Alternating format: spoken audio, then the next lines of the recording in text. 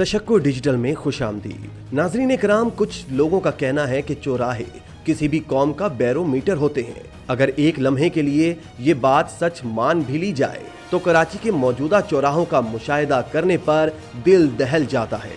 मैले कुचैले कपड़ों में मलबूस, भीख मांगते माजूर, हाथ फैलाती खवातीन, नाचते गाते ख्वाजा सराहों की टोलियां, भागती दौड़ती गाड़ियों के जबरदस्ती शीशे साफ करके पैसों का तकाजा करते बच्चे, फूल, मजहबी किताबें, साफियां और तरह तरह की दीगर चीजें बेचने वाले मुफलिस, बदहाल और अपने मुस्तकबिल से बेखबर नौजवान, सब के सब मिलकर मुल्क कौम की कैसी तस्वीर पेश कर रहे हैं, शायद ही कभी किसी ने सोचने की कोशिश की हो।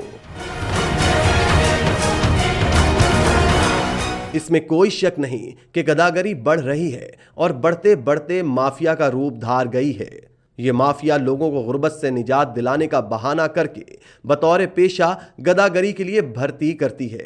दोस्तों, रमजान आया नहीं कि फकीरों के गौल के गौर शहरों का रुख करने लगते हैं। चूंकि कराची मुल्क का सबसे बड़ा और सनती हब है, इसलिए गदागरों की ज्यादा बड़ी तादाद यहीं का रुख करती है। रमजान के शुरू होते ही गदागर मसाजिद के बाहर, बाजारों, गली कूचों और चौराहों पर फैल जाते हैं। सबसे ज्यादा तादाद माजूरों की होती है, जो माजूरी का वास्ता देकर लोगों के दिलों में हमदर्दी पैदा करके उनसे ज्यादा से ज्यादा रकम बटोरने की कोशिश करते हैं। रमजान में वैसे भी सदका, खैरात, ज़कात और फितरा बढ़ चढ़ कर किया जाता है, लिहाजा मांगने वालों की चांदी हो जाती है। ये बात दीगर है कि इनमें हकदार कितने होते हैं और कितने नहीं।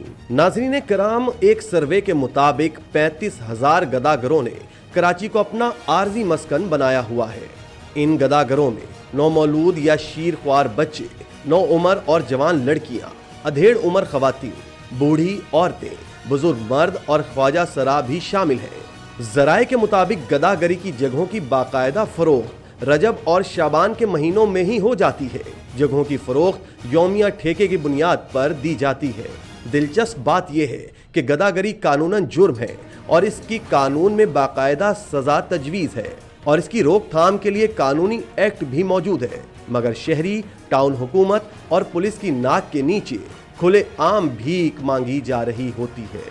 पुलिस वाले खुद फकीरों को भीख देते नजर आते हैं, जबकि बाज अफराद इस बात को तस्लीम करने में कोई आर महसूस नहीं करते कि बाज पुलिस वाले खुद गदागरी के कारोबार में बराबर के शरीक हैं।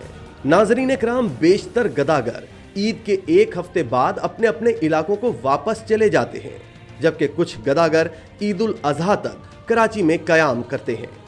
ज़राए के मुताबिक गदागरों के ठेकेदार रोजाना दिहाड़ी की बुनियाद पर गदागरों को किराया पर हासिल करके उनसे गदागरी कराते हैं। गदागर माफिया फकीरों को उनकी अहलियत देखकर उनकी मजदूरी तय करती है।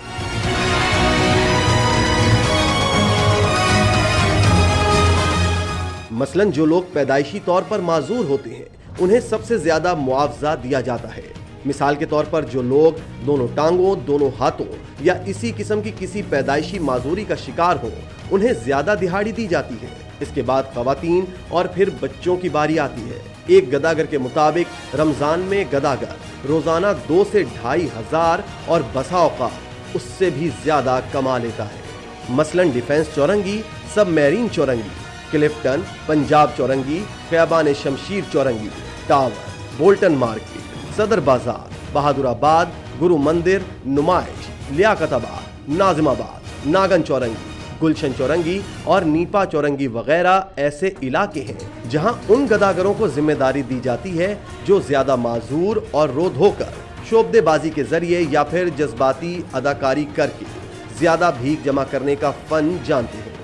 क्योंकि ये वो इलाके हैं जहां या तो ज्यादातर अमीर घराने आबाद हैं या फिर यहां आने वालों की बहुतात होती है। दोस्तों, कुछ ज़राए के मुताबिक गदागर माफिया मासूम बच्चों को अगवा करके उन्हें दानिस्ता माजूर बना देती है ताकि लोगों की हमदर्दी बढ़े और वो तरस खाते हुए ज्यादा से ज्यादा भीख दे सके। ज़राए के मुताबिक अंदरूने मुल्क से अगवा होने वाली जवान लड़कियां पहले तो जिस्म फरोशी के लिए मजबूर की जाती हैं और बाद अज़ां उनसे भीख मंगवाई जाती है। बाद खवातीन गदागरी के साथ साथ बसों, मिनी बसों और दीगर पब्लिक ट्रांसपोर्ट्स में सवार होकर मुसाफिर खवातीन से पर्स जेवरात और मोबाइल फोन चोरी करने का फन भी जानती हैं, और जो नहीं जानती उन्हें माफिया के कारिंदे बाकायदा ट्रेंड कर देते हैं। दोस्तों, अब वक्त के साथ साथ भीख मांगने वालों में ख्वाजा सराओं की भी एक बड़ी अक्सरियत शामिल हो गई है।